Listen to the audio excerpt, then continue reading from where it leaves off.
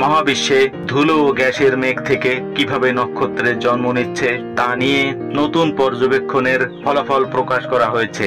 গবেষকগণ দেখতে পেয়েছেন নক্ষত্র তৈরির ঠিক আগে তৈরি হচ্ছে ফিলামেন্টের মতো একটি জটিল নেটওয়ার্ক। নক্ষত্রগুলোর মধ্যবর্তী মহাকাশ জুড়ে রয়েছে গ্যাস ও ধূলিকণা, যার বেশিরভাগ অংশ জুড়ে রয়েছে হাইড্রোজেন, এবং এই হাইড্রোজেনের ঘনত্ব কোথাও কম আবার কোথাও অত্যন্ত বেশি। মহাশূন্যে যে গ্যাস ও ধুলোর মেঘ রয়েছে তার কোনোটা খুব উচ্চ বেগে ছুটে চলেছে মহাকাশ দিয়ে, আবার কোনো মেঘ ছুটে চলেছে তুলনামূলক কম গতিতে।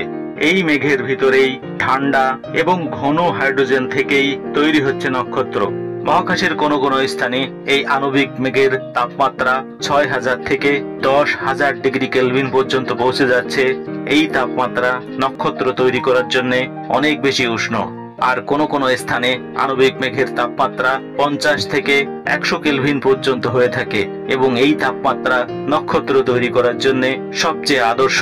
গবেষকগণ সম্প্রতি এক গবেষণায় জানতে পেরেছেন এই কম তাপমাত্রায় ধুলো ও গ্যাসের মেঘ অনেকটা সুপারসনিক গতিতে চলতে থাকে এবং তৈরি করে গ্যাসের জটযুক্ত ফিলামেন্টের নেটওয়ার্ক।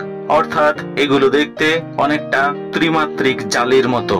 গবেষকগণ বলেছেন সুপারসনিক ম্যাগনেটো হাইড্রোডাইনামিক টার্বুলেন্স দ্বারা তৈরি হচ্ছে এসব ফিলামেন্ট, যা ধীরে ধীরে একত্রিত হয়ে এবং ঘনীভূত হয়ে জন্ম দিচ্ছে এক একটি নক্ষত্রের।